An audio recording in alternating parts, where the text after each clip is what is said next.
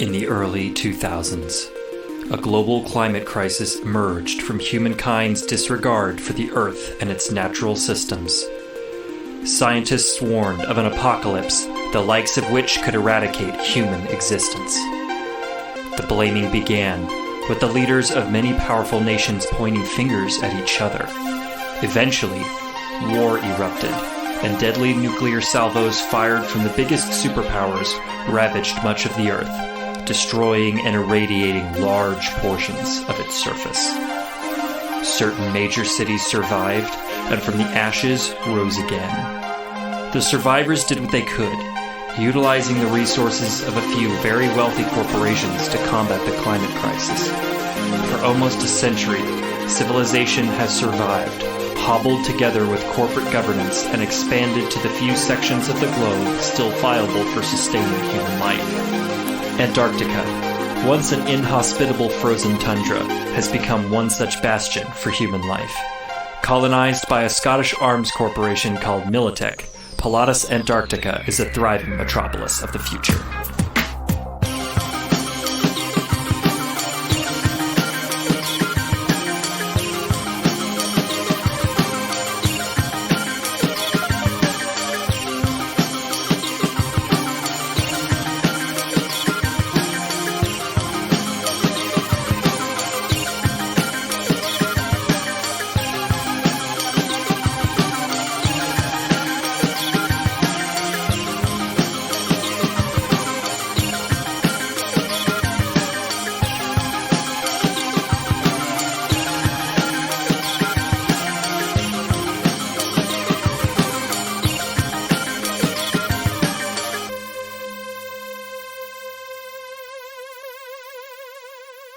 Last time, on Roll Warriors, the Associates enter Sahara Core with all of the fortitude they can muster.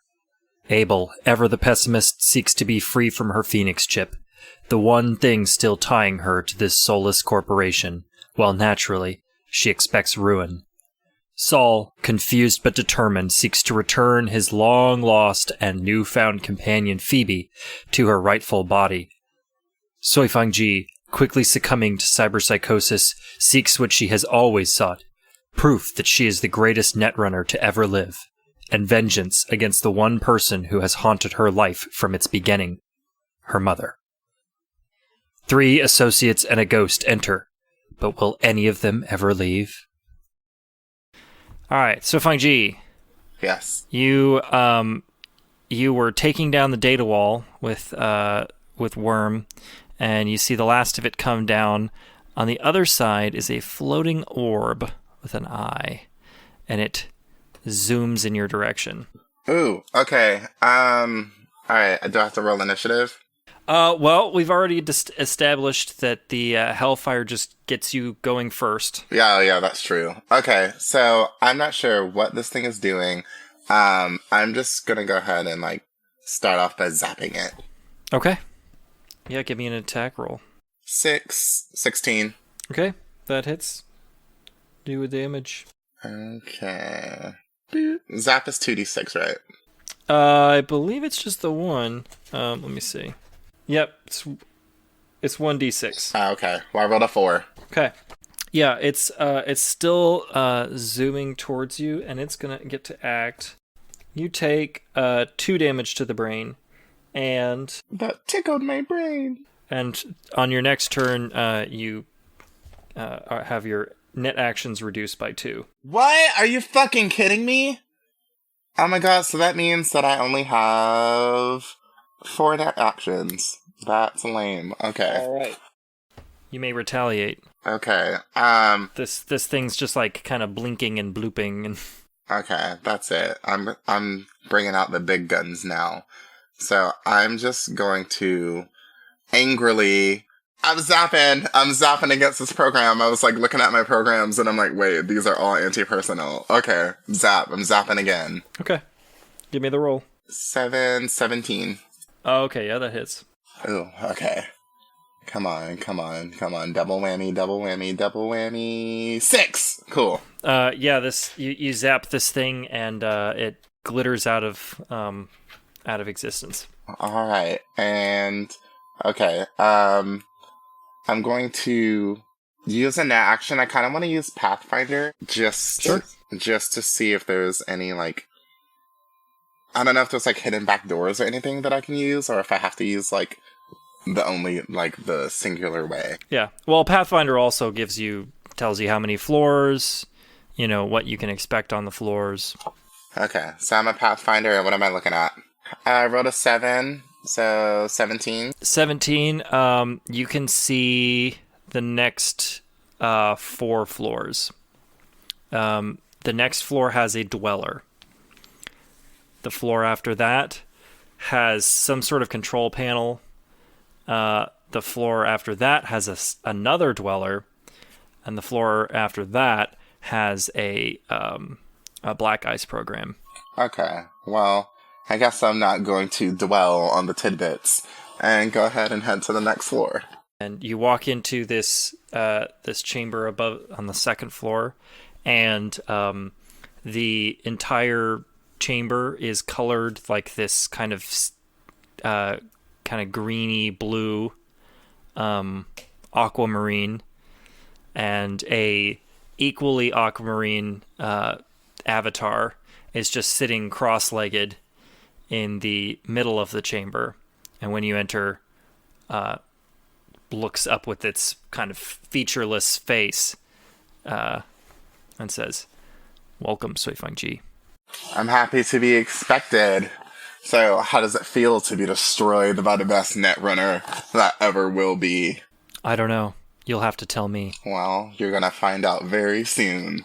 And then Suifenji gets ready and uses her last net action to kind of be a bitch. So I'm going to use Deck Rash and see if I can kick his ass out of the net, because I don't really have time for him.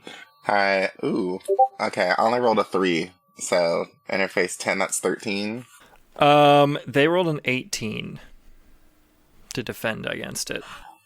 I'm talking all this shit. I rolled a 13. Okay, so what happens? Well, you don't deck rash them, and they're going to retaliate with their 3 net actions. So the first thing they do is they pull up a flak. So like this jacket of energy kind of shoots around them, and then they are going to send a deck crash your direction. Okay, so I have to do a defense roll? Yes. Alright, my reflex is 9. 18? 18, just shy. Okay, so I'm down for the count. You are forcibly jacked out. Okay, as Suifenji is jacked out, she's like trying to kind of get her brain back together, and she sends a message to everyone's agent. Of course, corresponding with like the same time everything is happening. This just got complicated. Temporarily, forcibly jacked out. Everyone, stay in your guard until I get back in.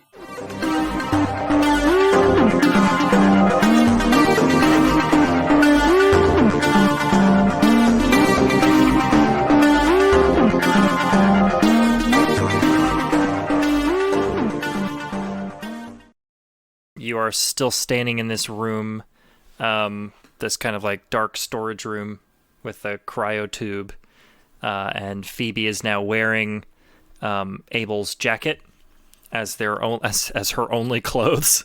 Abel. I don't wear 2 pairs of pants. I was going to ask you for another pair of pants. I just really hope that everything's going well with Suifenji and that, she hasn't been forcibly kicked out of the net for any such reason. And then we get the text. I think things are not going well with Suifenji, and that they may have just gotten forcibly jacked out. Oh, fuck, I jinxed it. Should we wait for Soy to get back in the net and try to do something, or should we just go? Like, I'm not sure what, like, the best call here is. Well, where are we headed next, Saul? We gotta go up to the R&D lab, and that's up on the... Isn't it on an upper floor? Because we're in the basement right now. Yeah, well, it's on the main floor. Okay. we gotta get back up on the main floor because that's where the R&D lab is. Phoebe, can you walk? My legs are... Well, it's weird to have legs. I think so. I might need to lean on somebody until my muscle gets back in. It's like, my legs have been asleep for, like, years. Saul, and just kind of try to convey through my look. Are you comfortable with holding her, or do you want me to?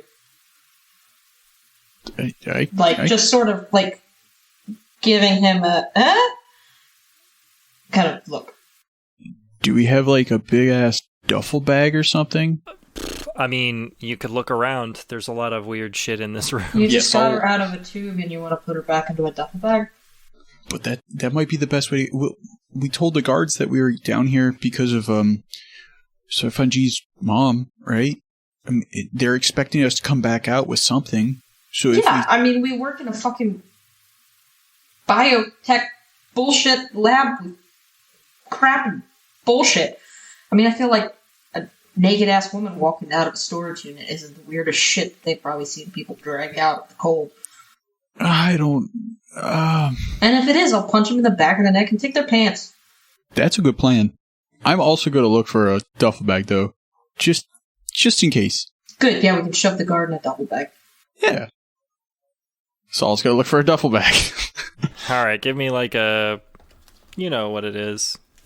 Investigation? Is that the term they use in this game? Yeah, see if you can find some pants, too, Saul. Okay. Alright. I got, like, perception. Yeah, that's close enough. And while he's doing that, I'm gonna ask Phoebe some questions. Yeah. Okay. I got a 20 flat on perception.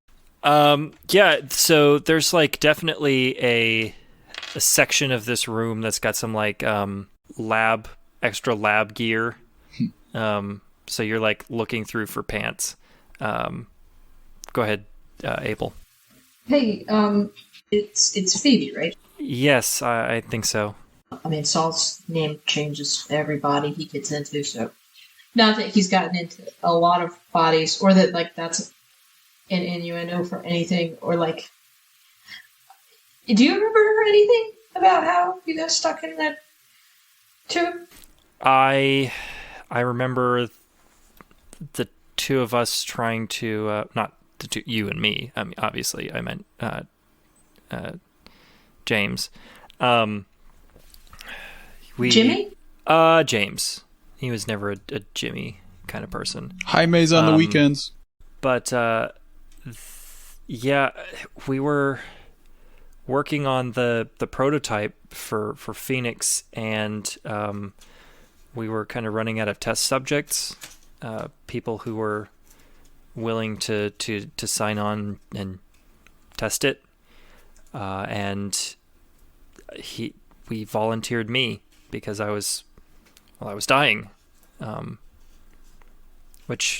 she's like, feels her head, says, "Oh, that's new." So I'm gonna just glance around. Does she have a Phoenix chip behind in the back of her neck with a scar for one?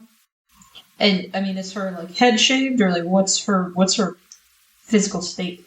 So her hair has she's been in like kind of cryo sleep, but her hair has grown a little bit. I mean, she was almost completely bald before, and so now she's kind of got like almost to the shoulder hair.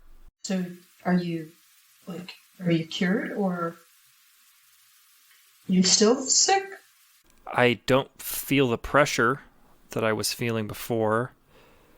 I'm gonna guess, physiologically, I'm fit as a fiddle. Do you know, aside from the muscle atrophy. Do you know how you got like mind linked with Jimmy Boy over here? I'm not entirely sure.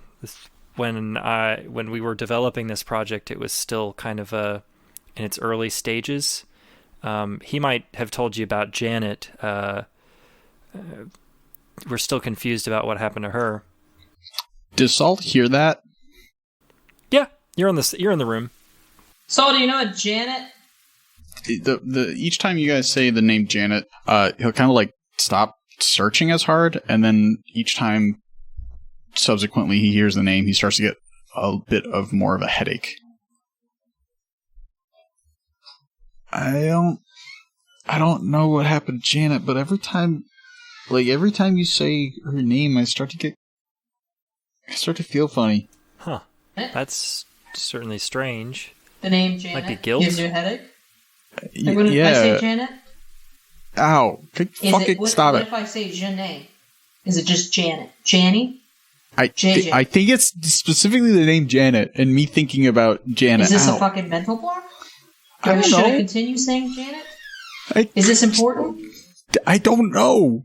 Please stop. My head hurts now. I was just looking for shoes and shit. Or pants, I guess. I can't even remember. Phoebe, who the fuck is Janet? Ow. So, how many women do you have living in your head? I don't fucking know. Janet was one of our earliest test subjects. Sorry, James. I have to say her name to explain it. Yeah. I'll just hum to myself over here. We tried a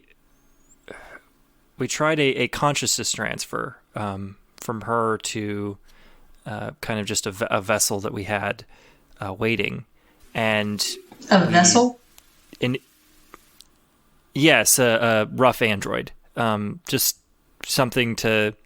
We hadn't developed enough Phoenix chips to, just put them in cadavers willy nilly. So it was a rough android, just something to test the waters to see, the limitations of things. And she had signed off on it. Of course, she was like I was. She was dying. She had an incurable disease, and we did the consciousness transfer, and she was just gone. We don't know where. So, like stuck in transit, like a fucking ghost net terminal, like the signal had cut out.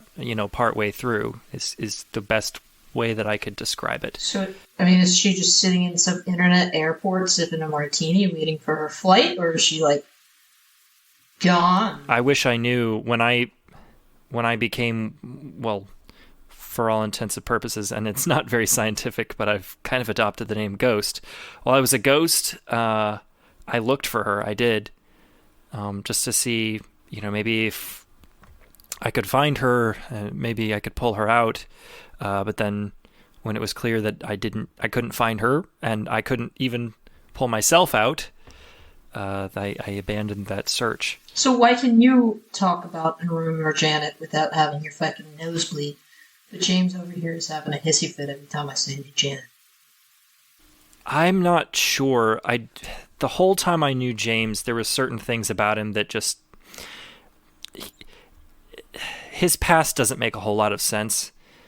And I tried to work with him on it, but I'm not a psychologist. Yeah, but this is your, partner, right? Like, you're intellectual partner, and you're partner, Yes. Yeah, and it was certainly always something that I wondered about, and we, searched for answers for a number of years, but he was happy, and I didn't want to dig something up that was painful. So what was Saul's incurable disease? He didn't have one. I'm just confused as to why he got volunteered for this whole, brain bullshit. If it seems like the rest of you guys only jumped on the train if you had no other option. Well, James was a scientific mind. He was interested in creating the Phoenix chips for scientific purposes, and I wasn't sick when I started the project either. I had aspirations to do good just like he did. It wasn't until I started to get sick that James started to pour himself into the work, and in hopes that it would help me.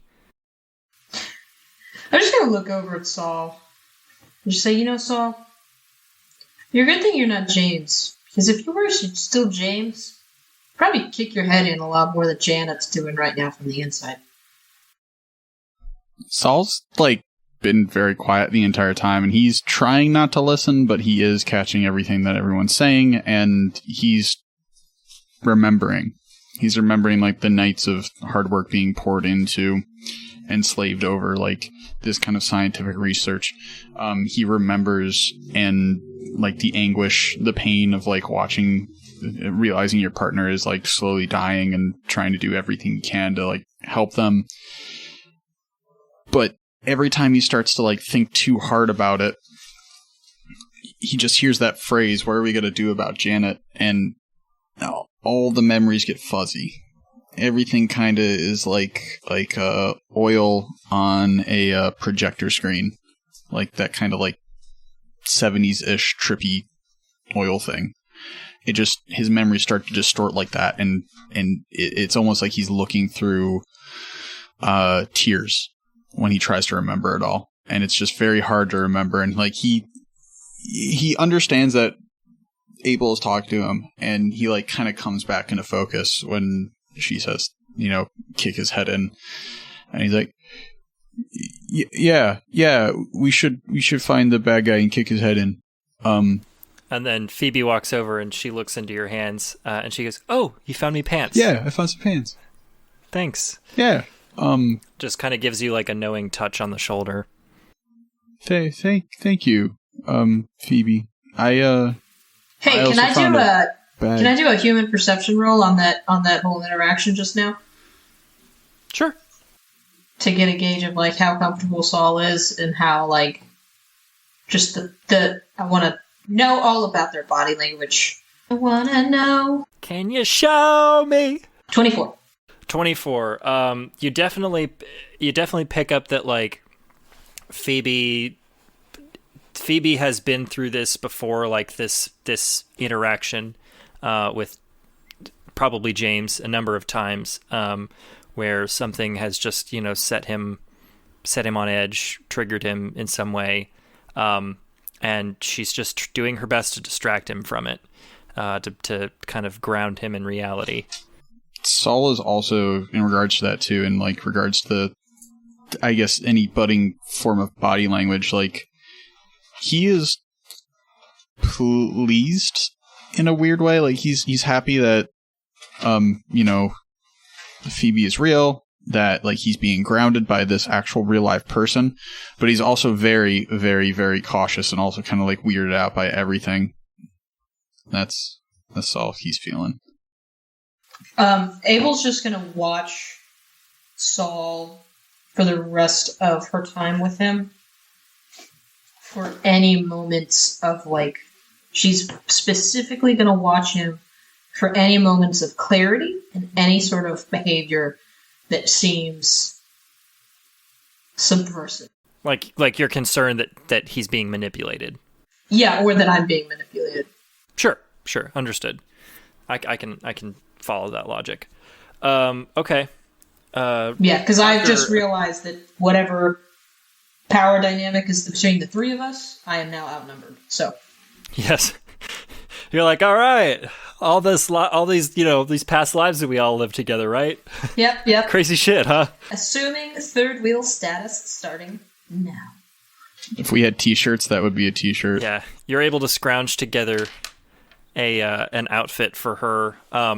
It's kind of just it's almost like a wetsuit that she's put on underneath Abel's jacket. There are no shoes, but she's just comfortable enough to go barefoot. At least she has pants on. After you do that, you look over in the corner and there's a dolly, the kind of dolly that you would carry a bunch of boxes in on, if you were a Amazon worker or something. Ooh. Saul's gonna go over to it and he's gonna start poking around with it and see what kind of crates and or other things in here that he could empty out that are roughly human sized. Abel, I think I got an idea for how we can get past those guards. Yeah, I'm gonna see what he's doing and Yeah, that's a good idea. I think we're running short on time, so if you're gonna put Becky back in a box, better do it fast. Okay, we'll move quick. I just hope Suifenji is doing okay. I'm sure they're fine. Yeah, I mean, like, what's the odds that they forcibly get kicked out of the net twice in a row? I mean, probably pretty low. Yeah, right? I mean, they're the best net runner, this side of the new Mississippi. And they got like that Hellfire deck thing, right? Yeah, we're saying this as we're like stacking up crates that with at least one that Phoebe can fit into. I'll let kind of Saul lead the way on that with a jerry rig. Okay. That is a 6 plus 10 is 16. Okay. Yeah, you're able to scrape together, like, I mean, it's just like 4 boxes that you've stacked and cut holes through, and like taped it all together so that you could just like put it over you could just put it over Claudia, or not Claudia, Phoebe. And she's now a stack of boxes.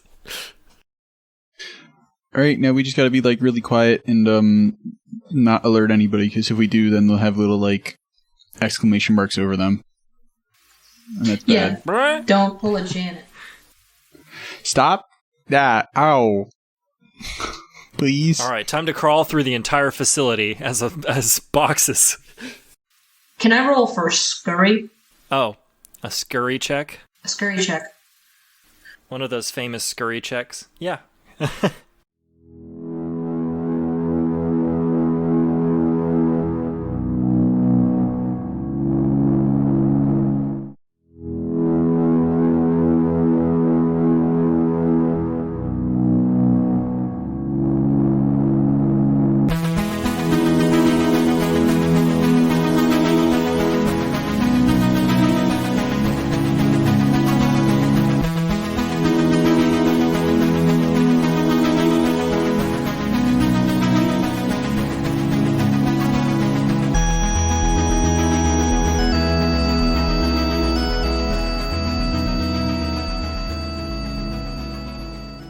Alright, Suifenji is jacking back in. You get to this first level where you entered, and the surroundings are like just glitching out.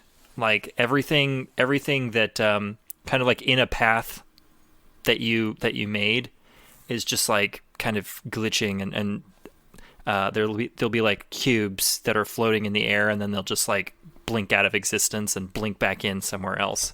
Wow, this is new. Okay, Suifenji inches forward. She takes a step on one of the like glitchy things just to see what happens. She kind of touches it with her over her toe spike. Yeah, it just kind of dissolves away. Suifenji takes a look around, and kind of prepares for any surprises as she's making her way to the elevator. Yeah, you get up to the second floor where the dweller was, and Aquamarine is just standing with their back to you in one of the corners. And when you enter the room, they just kind of like turn and just shamble around. There's glitching going on all around this room as well.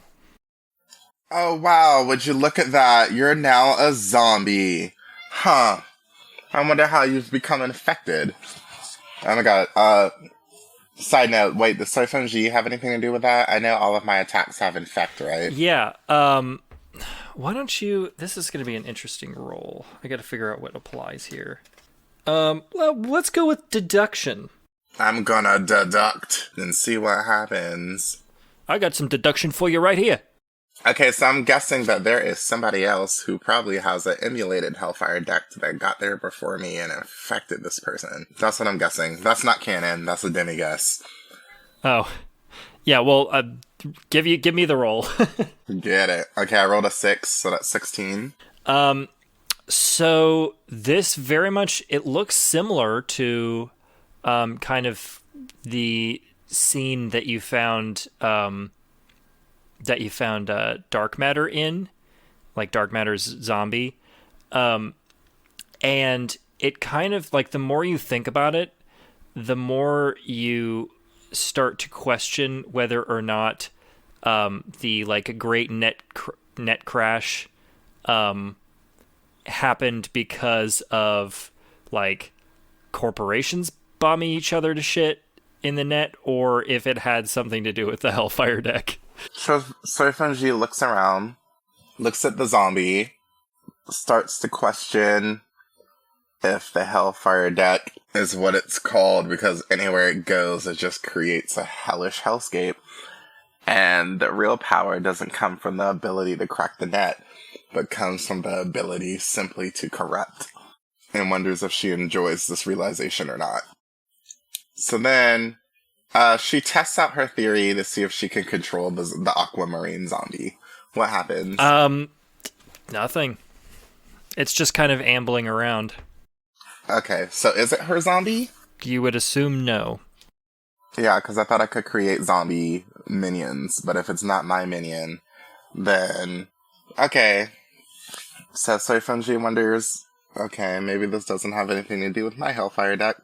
Maybe there's something else going on.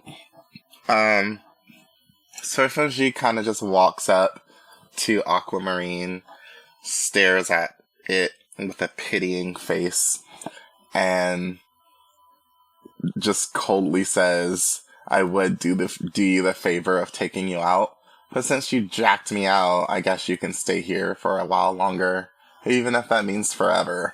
And then she just walks past it and goes towards the elevator to the next floor. Okay. Floor number 3. Okay, I'll count that as a net action. Floor number 3 is 2 systems. One looks like door locks, and one looks like camera control. And they're both glowing green. Okay, Suifenji just kind of like smirks, and then just kind of thinks to herself, maybe Mommy Dearest isn't that bad after all, and then continues on to the next floor. This next floor is definitely like definitely greener than the last one, and in that room, you see Teal is like pacing back and forth with their hands on their avatar's head, and they see you enter and get a really surprised look on their face, and then they're like, God, what did you do to Aquamarine? She's gone. Let's just say that she's dazed and confused, and if you stand in my way, you'll be next. So, if Aquamarine couldn't stop me, do you really think you can? Teal says, Suifenji, look, I know we never got along, back when you were running missions for Yellow, but this, whatever you're tampering with, it's not good. You need to stop. I've been told my entire life what to do by the likes of Sahara, and I'm not going to let it happen again. You can either stand in my way and become collateral, or you can step aside and make it out of this alive. It's up to you, but either way, I'm getting around you or I'm getting through you. I won't stand in your way. I can't say the same for Lime and Yellow Green. Their loyalties are pretty clear, but I have no fight with you. I don't want this. Whatever it is you did to Aquamarine is terrifying. And they're just going to disappear. Cool. Alright, Suifenji is kind of feeling herself right now. She's feeling real powerful. And it's kind of getting to her head, but she's going with it. And she just kind of confidently strides forward to the next floor.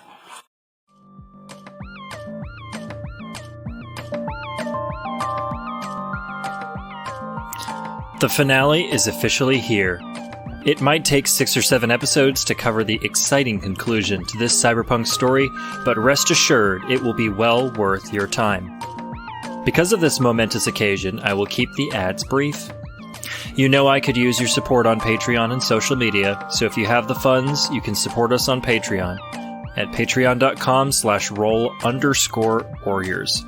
$5 a month is all it takes to get you that sweet bonus content. Liking the episodes on Podbean, following us on Twitter, and spreading the word about our cool show to your friends and family are all quick and easy ways to help us out. Alright, like I said, brief. Enjoy the rest of the episode. The next chamber that you enter, it's kind of like the room is dark. There is kind of like a large wave pool in the middle of just kind of like black water. There's just like little ripples that'll kind of swirl around. You can see the doorway at the far end, and just kind of like a little stepping stone bunny hop trail across the water. Okay. Suifenji is kind of digging the vibe here, and kind of like wants to know who the decorator is and if she should hit them up. And as she keeps walking, I guess she makes her way to the bunny hop and just kind of daintily hops into the first stone, and like what happens? The stone glows red, and you can hear like a kind of like an alarm noise, and then up from the water shoots tentacles that grab to all of this, like the sides of the wall, and hoists up this humongous kraken from the deep. And yeah, it's gonna fight you. Oh, okay. Well, that's definitely not what I was expecting. This is a black ice, right? Yes, a kraken. That is very, very scary, because I think that's one of the strongest ones. The only one stronger than Kraken is Dragon, right? Yeah, they're about equal. Okay, and my little black ice ain't really gonna do shit. Okay, and since I'm mostly anti-personnel, there isn't much I can do. Okay, so I'm gonna use my first net action to turn on armor. Okay. You've now used 2. Or 3. Okay. And I still have 3 left, right? Yeah.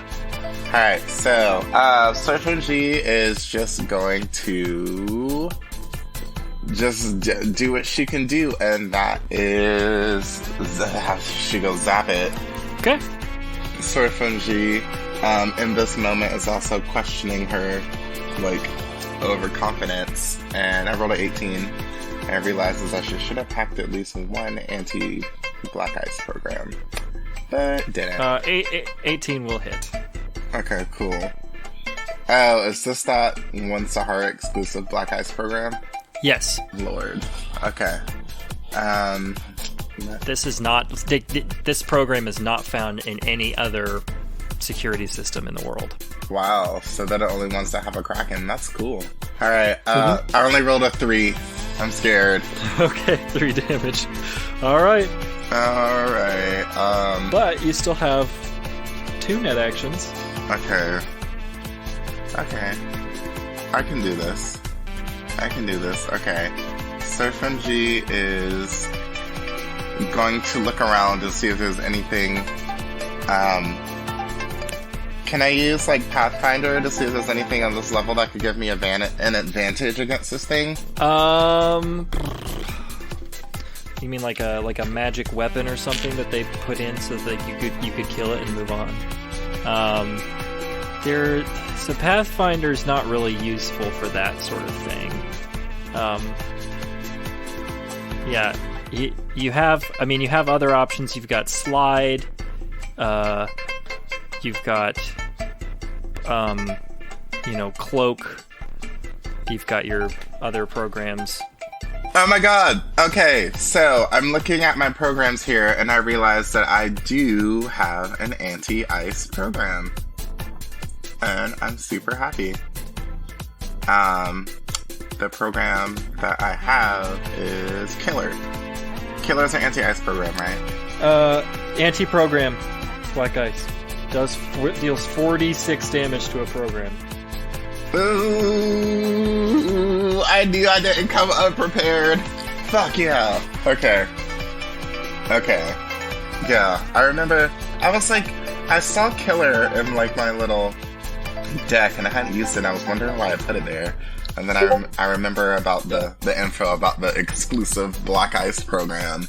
And I was like, oh yeah, that's what that's for. Okay, so Suifenji has her head back in gear. And, yeah, I'm gonna go ahead and fucking Killer this thing. Okay. So we discussed your Killer before looking like a kind of like a white, Yuki-onna. Now, when it reses, it's got like it's kind of 2 times bigger with like bulging muscles, and kind of like claws and talons, and it's got a Oni face with the big like teeth that curve away from its mouth. So she's become Yuki Oni? Yes, it's a Yuki Oni! I love it! I love every second of this. Alright, Suifenji, like, dramatically raises her arm to the sky and says, listen, beast, I have a mission to accomplish and nothing in this world or in this net is going to stop me. You may be exclusive, and the best thing about exclusive is the world's not going to miss you. And then she just kind of like directs Yuki Oni towards Kraken to do its thing. All right. Yeah. Give me an attack roll with Killer. All right. I rolled. Okay. I rolled a 16. Okay. Yeah, that's gonna hit. Give me that damage. 17. 17. Cool. So we've done an even 20 in 2 attacks. And this thing has to make a roll now because of Hellfire's Infect. It's a 5. Okay, so you can see the Kraken starting to glitch, and its tentacles actually turn into like big fuzzy socks. Suifenji just starts cracking up. It's just like, oh my god, are you transforming into a plushy toy? How cute. Can I keep you afterwards if I use my big claw to grab you? And she's referring to Yuki-Oni.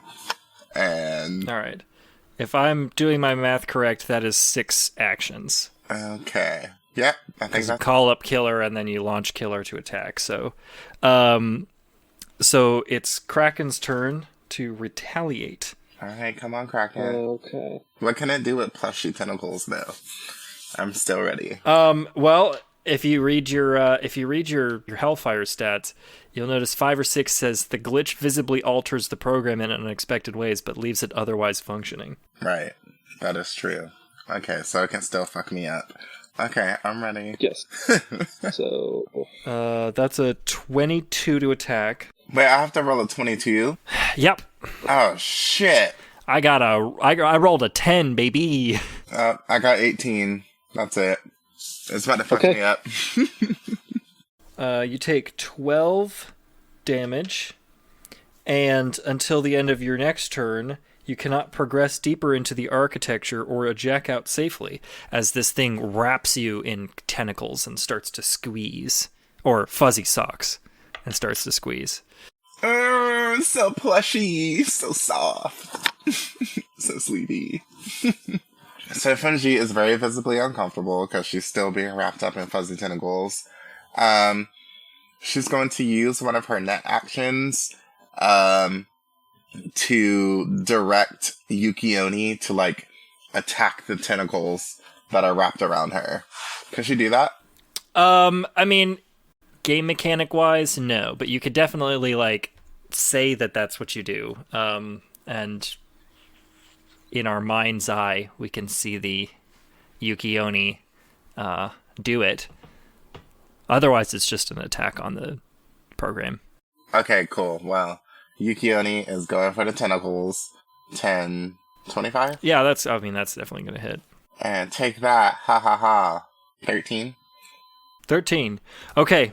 Yeah, so Killer goes for the tentacles with its huge hammer, brings it down, and explodes the tentacles. The explosion continues to cascade down and into the Kraken.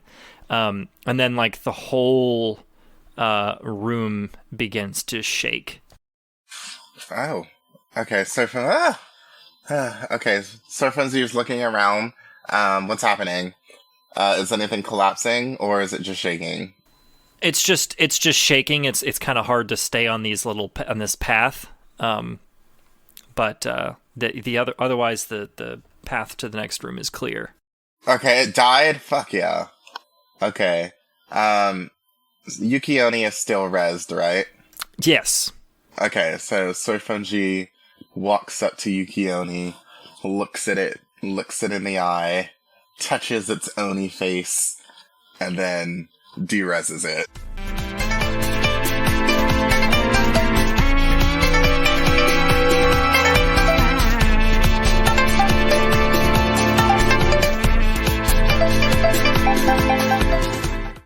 So we've got Saul's girlfriend, possible wife, but he's not ready to talk about that, in a box, wheeling her out on a dolly. Yep.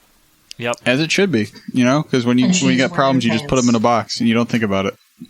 Put them in a box. Put that box inside another box. I got my girl in a box. Okay. And so, you guys roll her past all the guards on this floor. When you get to the guy at the security checkpoint, he goes, whoa. Wait, all that's going back up to titanium? It looks more than what it is. It's really just 1, 2, 3. It is one like giant box. It's just a lot of like technology stuff. I'm just looking down at my watch and saying, I didn't think it was time for me to explain myself to an underling. I thought it was just like 7:15. He'll get like a sheepish look on his face and say, "Oh, it's carry on." Thanks, bud. You're doing a good job.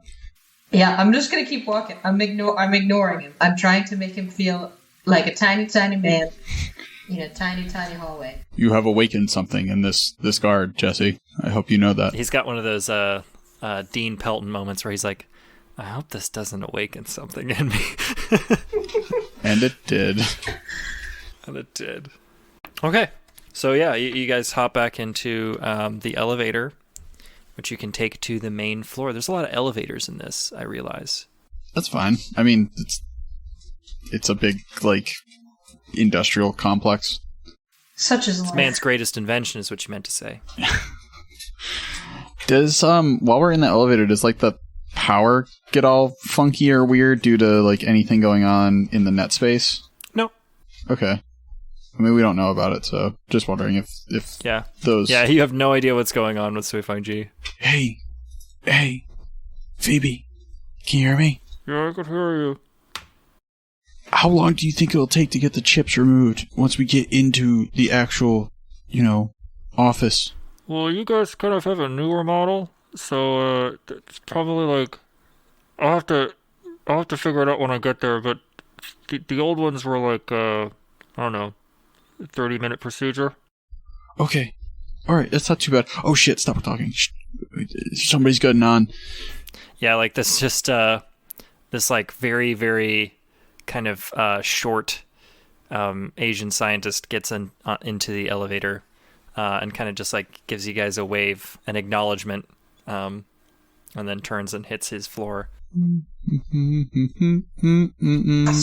yeah, and I says to him, but what's a fish taco without the fish? And he says, forget about it.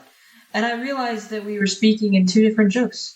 Oh, is that why, like, I know you always had, like, problems talking to your dad, but shit, I guess that's where the communication error lies. Ding! I think it's all because he's trying to out-joke me, and I can't handle it. Oh, man. The Asian guy will turn to you and go, Is this your floor? Is it our floor? yeah, it's the main lobby again. Oh yeah, thanks, man. Thanks. But anyway, yeah, I mean, I just and then he died. Oh, bummer. That's a lot of emotional shit I'm probably not even ready to process, let alone you doing that. Oh, wow. Yeah, it's okay. Yeah. It's alright. Huh. We'll deal with it at the funeral. At least I get the last laughed at. Morbid. Okay. Are we out of earshot? Yeah. Oh, yeah. You guys have walked. You're almost to the R&D lab. Actually, well, we had to commit you to can it. see there's two guards standing outside the doors of it. I just figured, like, we had gotten away from the elevator, but Abel was continuing the communications on just to make Saul uncomfortable. Yeah. Yes. Yeah. I mean, as we're approaching, any tips on getting into there? She goes, say it's your birthday? How is that going to get us in? Good afternoon, gentlemen. We were told to requisition some of these goods from the archives and bring them to the R&D lab as per orders of Titanium. And it's my birthday. Yeah. One of the one on the left just kind of like reaches his hand out, like extends it. What you looking for? Just start. Saul's very tempted to give him a fucking low 5. He's so tempted. This is fighting every fucking urge in his body. Shit, we don't really have good identification on us, do we? I mean, we still have our identification, but I feel like you didn't hear us. This is orders on orders of Titanium, and it's my motherfucking birthday. He goes. That's very. I'm happy for you. I just need to see, any ID is fine. I would love to give you that, sir, but as per the orders of Titanium, this is on executive board member knowledge only. So if you don't want to be taken care of, as those were her words, not ours, you will acknowledge our presence, we will acknowledge yours, and then you'll forget everything you saw here today. That feels like a roll. Oh, fuck. Oh, come. That feels like a persuasion. Oh, fuck. Oh, come. Oh, bullshit. Okay, that's not bad. That's not super great, but it's not super bad. Was it 6 plus 7 is 13? Right? Yeah, 13. 4 plus 3. Yeah, 13.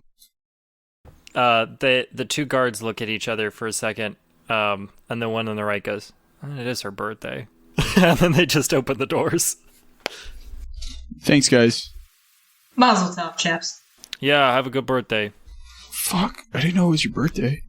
Are we out of earshot of the guards? Yeah, you're out of earshot of the guards. There's like this research lab is full of people. They're just like there's all sorts of stuff going on, people tinkering with different projects. How large is this research lab? I would say it's roughly like stretched out probably like a gymnasium, but not a big tunnel like a gymnasium. There's like turns and twists, but yeah, about gymnasium sized. Is there any like empty desk or like space into like another lab somewhere that's not being occupied? Well, there's definitely like private labs along the right hand side that have doors that close. Okay. So I'll head that way. Okay. And while we're headed that way, I'm looking for anything that I can quote unquote accidentally break to start a fire, or quote unquote accidentally blow up in a small confined explosion. Like anything that Saul would normally carry in his backpack is what I'm looking for. Sure. Give me. I have a perception. That'd be fine.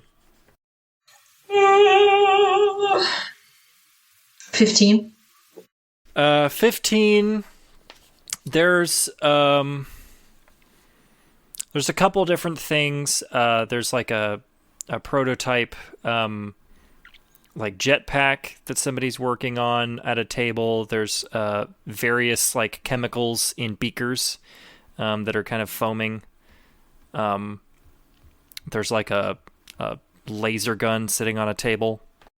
I'm just gonna, like, as we're walking, say to Saul, can you make a small fire and follow my lead after this use? Just, again, cause an accident. I mean, yeah, I can do that pretty easy. I think we're a little bit conspicuous. Let's look around for, like, lab gear in one of those offices, and I bet I can definitely, like, slap some stuff on and make something happen. Yeah, just maybe that's a backup plan if we can. Let's try to find some private space. Okay, yeah, for sure. And so I'll keep just, I guess, pushing the cart, like, slowly, like he's lugging very heavy and important equipment over to one of those offices. Trying to, like, stay out of the way. And, like, passing people, and they're like, hey, on your 6! And it's like, hot plate coming through, as they kind of just, like, move around you. Like, nobody seems, like, overly concerned with you being there. They're all kind of busy in their projects. But, yeah, there is, like, 30 people in here. If they don't give a shit, then Saul will just beam straight to that open office. And as soon as, like, they get in, just kind of, like... Are there blinds on the glass of this office? Or, like, any sort of way that they can... You know, Abel and Saul can obscure vision? There's not blinds. It's kind of like a soundproof door. There's like a probably like a 2-inch by 6-inch glass pane in the middle of the door.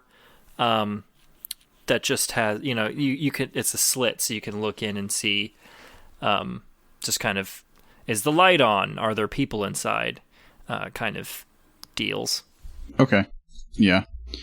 Well, if that's the case, then if Saul notices that there's nobody in there, like, completely, just get in, get out of sight, and maybe shove, like, a chair or something underneath the door handle once everyone's in. You can certainly do that. Or just, you know, lock the door. Give it so that we have enough space that we can, like, kind of move away from the window, move stuff around, and then if push comes to shove, like, either Saul or Abel can... Saul would, right after, he would start looking for lab gear, like lab attire, so he looks like a scientist, so that when the operations do start, Abel would be the first one to go. She'll be able to get the chip removed from her head first. You know what? Let's just do wardrobe and style. Oh, yeah. Okay. Ooh. Because the first thing it says is skill of knowing the right clothes to wear, when to wear them, and how to look cool even in a space. Okay. Let's see what that's gonna come out to be. Alright, it's nothing if not consistent, I guess. Middle is always a fun place to be. So that's 11. 6 plus 5. Yeah, you can find a lab coat. There's like a stain on this one. The last user discarded it into like a dirties bin, to be taken out by laundry at a later date. But you just kind of rifle through there and grab one. It's a little bit wrinkled, but yeah, you slap that on, and you're convincingly dressed in a lab coat. Solid. And then I guess as Saul helps Abel kind of like move the boxes and get Phoebe out, I'll just say, hey, okay, we're in the R&D lab. Yes, I can see that. Oh, wow. It's certainly changed since... Oh, wow. Is that a spanner? Nice. She's just kind of like looking around the room. Hey, focus. Is there, do you think there's enough equipment in here for, like, at least in this office, for you to do what you gotta do to get that chip out of Abel's head first? She looks around the room, and she's like checking tools and opening drawers. She goes, okay, I need one thing. It's going to be about like yay big, and she kind of like puts her fingers out, roughly like the size of like a screwdriver. And she's just like, it's an hydraulic spanner.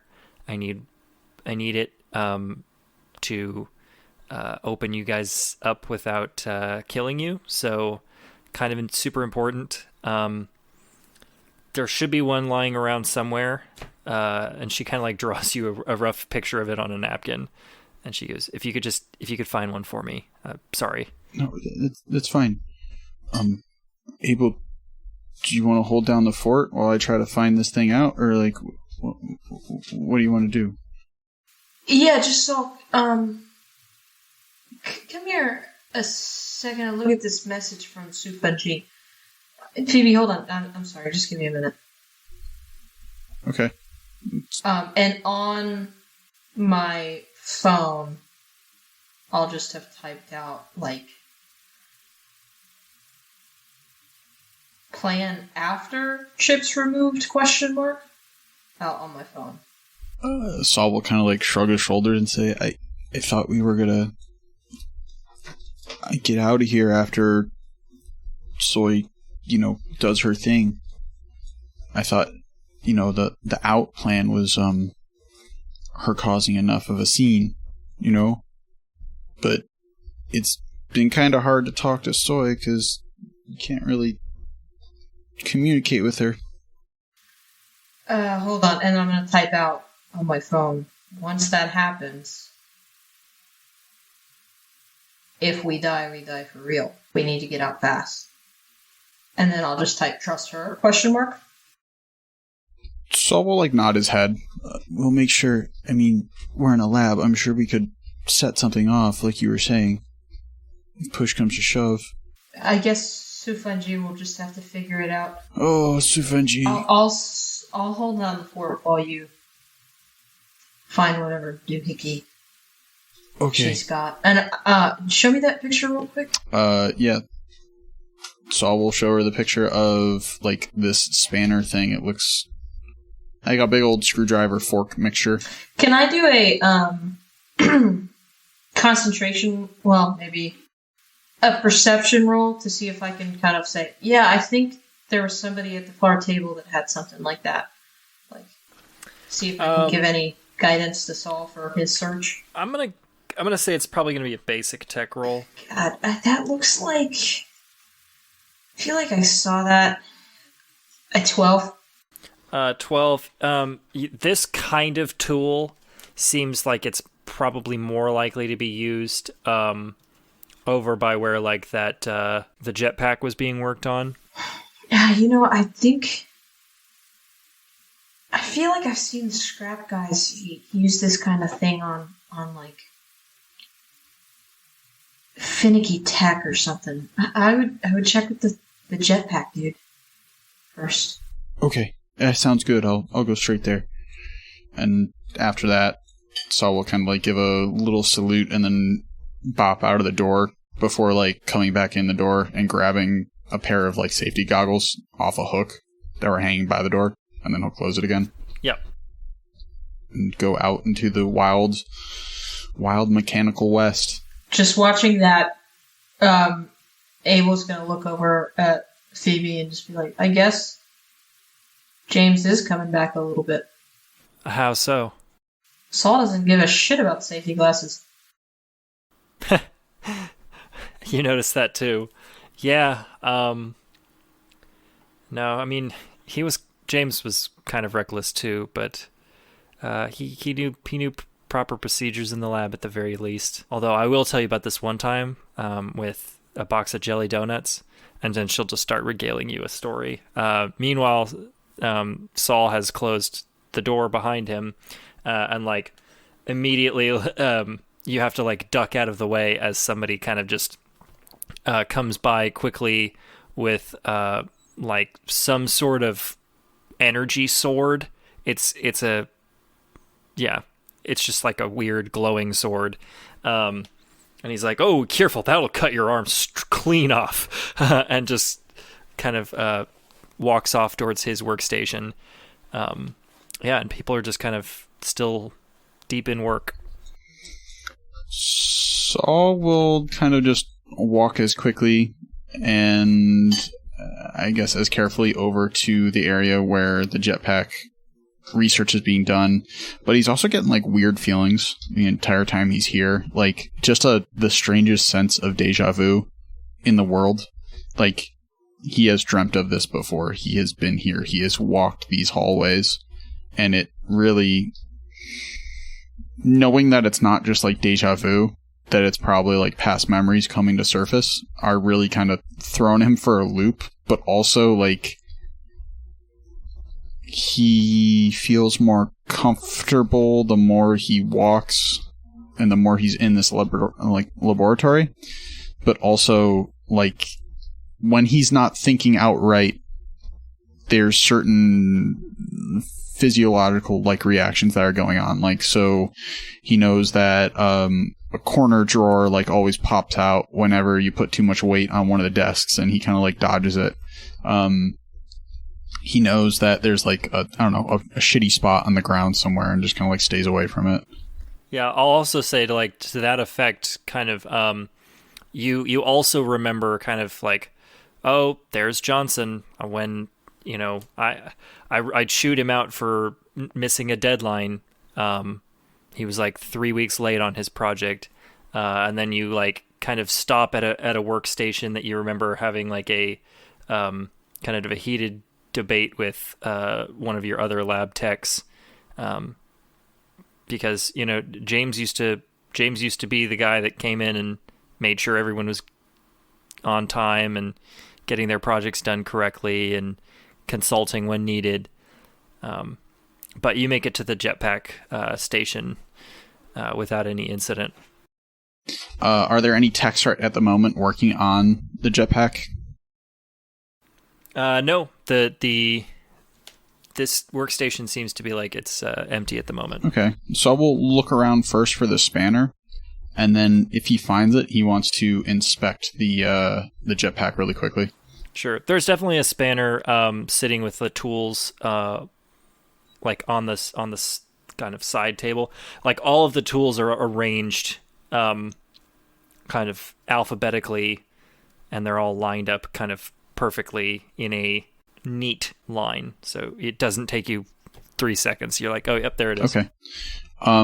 Saul would like to take a look at the jetpack and see if he can't start like maybe a little bit of a slow leak in the tanks. If he could time it right, so it's about Phoebe said a slow leak that would take about an hour or so for the gas to build up, so that there is enough gas to ignite if met by like an outside flame. Sure, it definitely sounds like demolitions. Sweet. Okay. Let's see what we got. So that's 24. Sure. You like you just kind of look this thing over for a minute, notice like the elegance of its design, and then see like the fatal flaw. And you just kind of unhook. There's just like this one wire that connects to like the coolant system, and just leave it sitting almost as if it's touching still. And you hear behind you someone say, "What are you doing?" I was... You turn around and there's like a kind of a younger woman with kind of frizzy hair who's just kind of like got her hands deep in her pockets. I'm the new intern. Jameson sent me over to check the integrity of this. He told me he needed a spanner, and so I just came to grab one, and he also wanted to make sure that, like, nothing was going on. He said that somebody was doing adjustments to his jetpack after hours. Well, this is my jetpack project, and Jameson's got to stay 10 feet away from me and not send his little lackeys after that legal dispute we had last month. So run along. I guess if you can give me the spanner back before close end of day today, I have some adjustments to make. Yes, ma'am. I'll only need it for about like an hour or so. All right. Yeah, seriously though, don't listen to anything Jameson says. He's a fucking creep. You know, I kind of got that vibe, but I'm just here for the, college credits. Well, can't say I miss those times. And she's just going to start tinkering with her jetpack. Okay, yeah, so we'll get the fuck out of there as quick as possible. And he will also be very surprised, like, what the fuck was that I just said? And because he also felt a very strong conviction when he said, like, Jameson, like he knew somebody named Jameson. Yep, exactly. It's this, you're just like, I remember things. Wait, I remember things? Kind of things. Your body knows, or your subconscious pulls it out, and your conscious mind is like trying to keep up with what's going on. Yeah, it definitely makes him kind of queasy as he walks back, kind of noticing the same sort of like just small body-based idiosyncrasies, like, oh yeah, that's the spot where the acid leaked 4 years ago or something like that.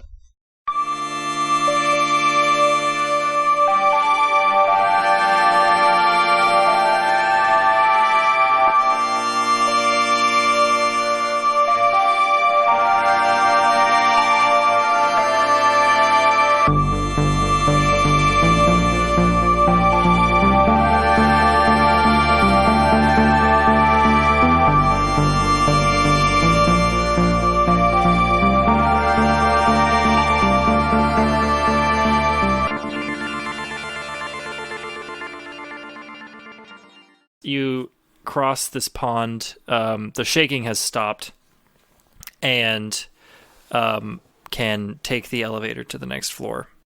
At the floor 6, it looks to be like a control terminal for dones. Okay.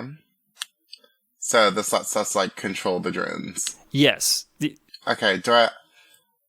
Is there something that I have to like break through, like a wall or like a data thing or any of that? I mean, you just killed a Kraken, so yeah. This is my reward. Okay. Yeah, I feel like the drone controls is a gimme after 2 dwellers, a wisp, and a Kraken. Right, but this is Sahara. They want you to like let your guard down, and before I know, I'm getting like brain wiped as I try to touch these controls. Okay. All right, so I'm going to. Is there a way to like switch what the drones recognize as an enemy to like Sahara employees? Give me just like a control check. That's one of your skills, isn't it? I believe so. I rolled a 5, 15. 15. Yeah. You're able to grab the stick, as it were. All right. I grab that stick, and I hold it very tightly but gently, and then I maneuver it to wherever I need to maneuver it to make those drones start attacking Sahara employees on site. Sure.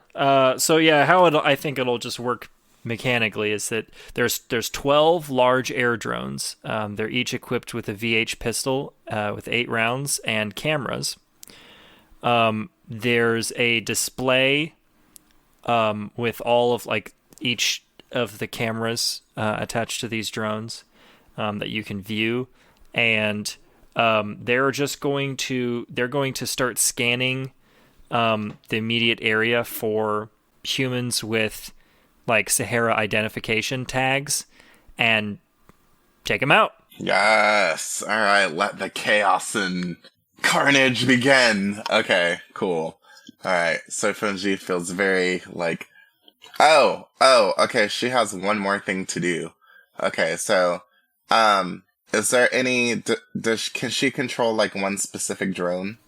You can, if you use a net action, you can grab a hold of just, like, the reins of one of these things. Okay, she just wants to, like, specifically send one of the drones after her mother. Okay, so you're gonna just, like, send it to the executive suite? Oh, yeah, to take out her mom. So that's that floor. It's just a big empty room with a drone-controlled terminal on it. Okay. So I guess I use another action to ascend to the next floor. Okay. There is a large data wall just outside of this door. Okay, well, I'm pretty sure the other dwellers are alerted that I'm inside and kind of like wreaking havoc, so I guess I don't really need to use Worm to break it down quietly, right? That'd be a fair assessment. I mean, Teal knew that you had zombified Aquamarine, so if Teal knew, Lime and Yellow-Green probably know too. Yeah, okay, so I'm just gonna like make quick work of this thing and use one of my net actions to res Yuki-Oni again. Okay. And then have her smash the wall.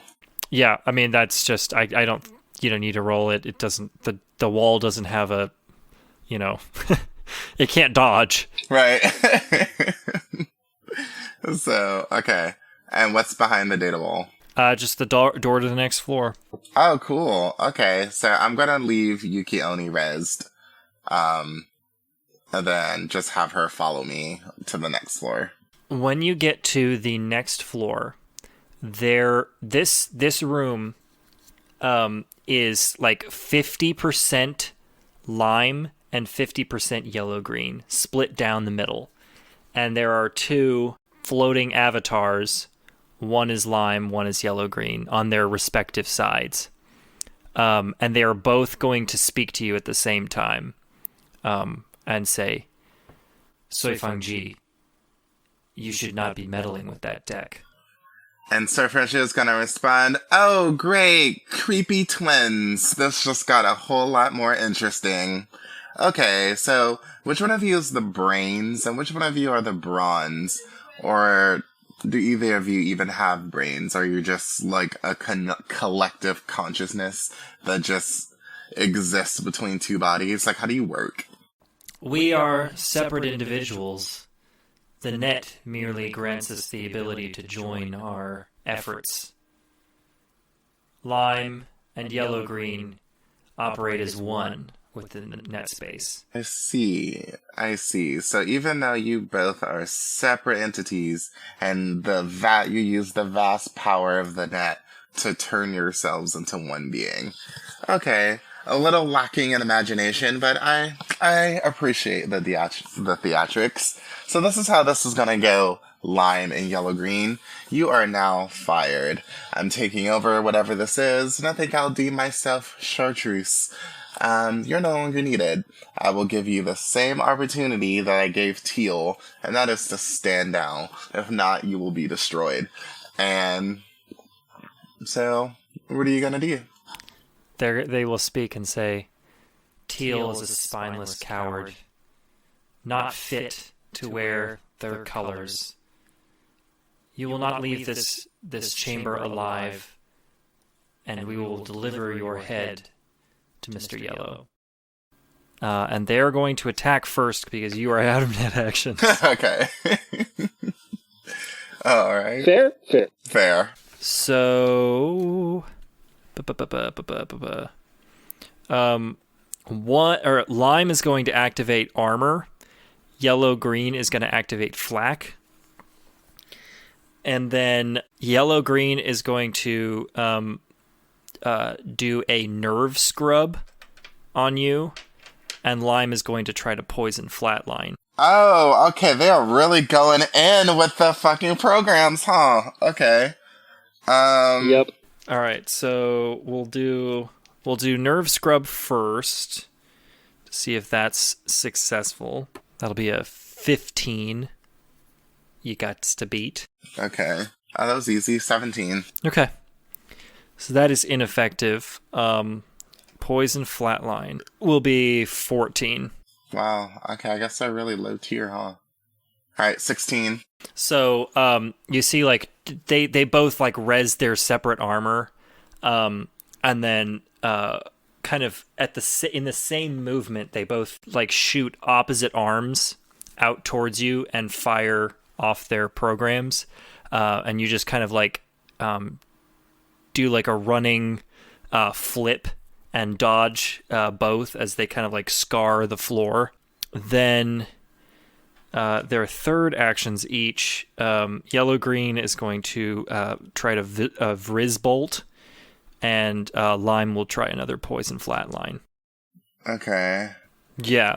So Poison Flatline's coming in with a 14. Okay. Because apparently I can't roll anything but a fucking 1. Wow. Oh, I rolled 14 exactly. Does that mean I beat it, or does the attacker get the, like, advantage? In terms of, yeah, it's attacker gets advantage. Okay. Okay, so you have 6 programs and one of, let's see.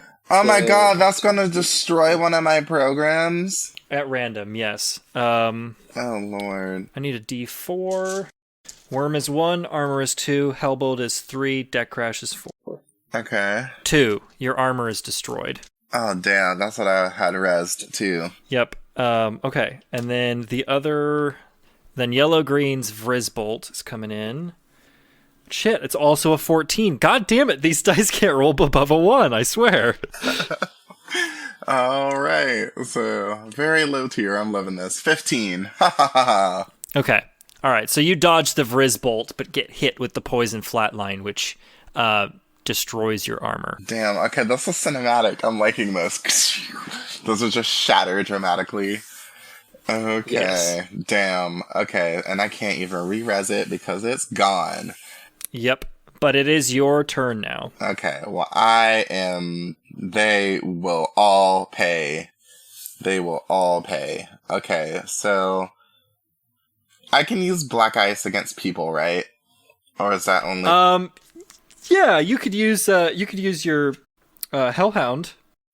Wait, what? Oh, wait, Yuki-Oni. Yuki-Oni is anti-program. That's what I thought. Okay, damn. But Hellhound is anti-personal, so... Okay, yeah, I'm gonna use Hellhound, so I'm gonna use a net action to res it. I assume you still have Killer resed, but you could have them both, presumably. Okay, I'm gonna go ahead and have Hellhound attack the one that keeps using Poison Flatline, because I'm taking this motherfucker out. That'd be Lime. Lime. Looks like I'm turning Hellhound into Lime away, and I'm gonna sick him on Lime. And, okay, so 19. 19, yeah, that hits. Because I rolled another 1. This is 4 in a row. Do you understand how crazy this is? This is wild. I feel like it's the Hellfire deck corrupting even you. My dice are glitching. Okay, I got 11. So that is going to de-res their armor, and they will take 0 damage. Okay. Wait, are any of them insulated? They're supposed to catch on fire if they're not insulated. Well, I mean, yes, they are. The other thing is that armor reduces brain damage by 4 and has a res of 7. So, yeah, if you dealt 11 damage, it destroyed the armor, and then the brain damage that would have been carried over was 4, so it reduced it completely. Okay, that makes sense. Okay, so what does being insulated even mean? That just means like it's got like I don't know, styrofoam in there or something. It's got something that like is a fire control system in the interface itself.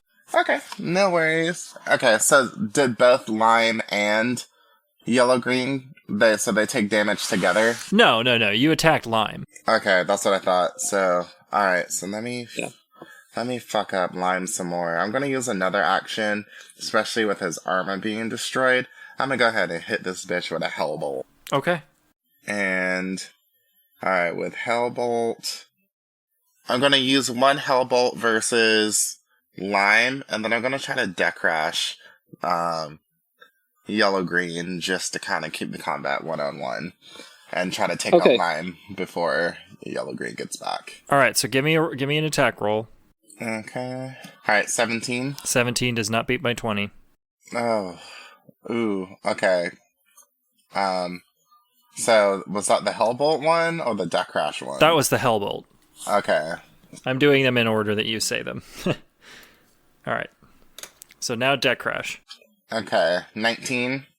Yeah, 19 will hit. Okay, cool. I do Okay, so do you roll the d6 to determine how many turns they're going to be out for? Yeah, I can do that. Okay. It's 5. Ooh, 5 turns? I'm about to fuck Lime up.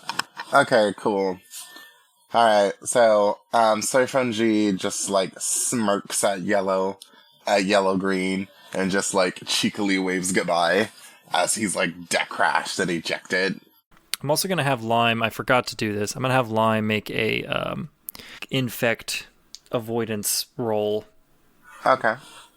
Oh, they're going to take ongoing damage. Ooh, ha ha ha. Ooh, so I get to slowly corrupt the Lime and watch it wilt into a shriveled rind. I'm with it. Yep, okay. So you've used 4 net actions. Yeah, okay. So now I'm just going to, like, go all out on Lime and, like, try to hit him with 2 Hellbolts. Okay, we'll do one at a time. Yeah, those will be my final 2 net actions. 17. 17. So you hit.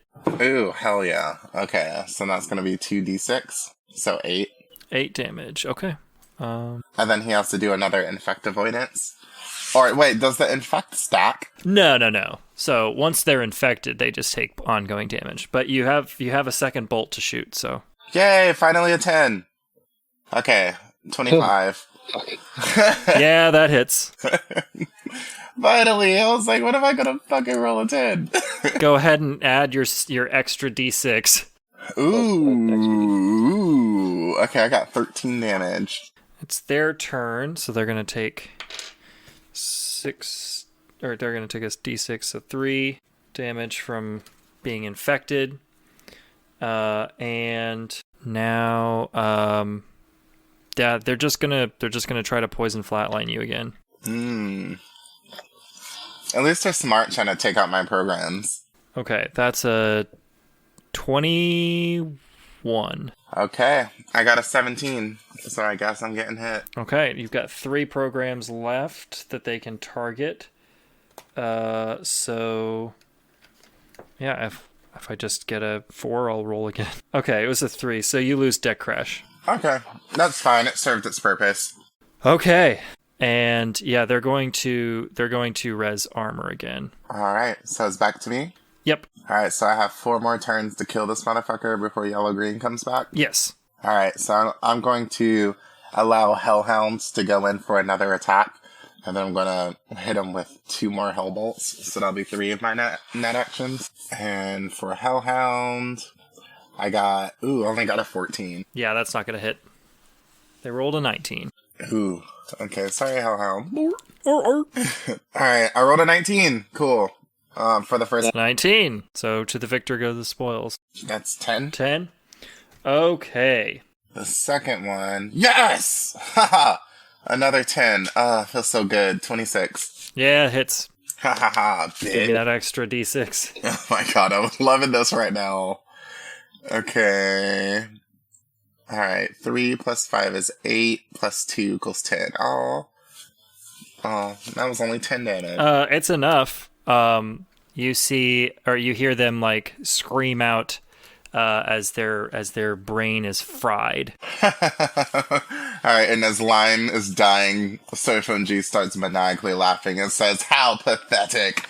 Return to dust so that I may truly claim my place as the top net runner in the world." And I just say that as he, like, fucking dies.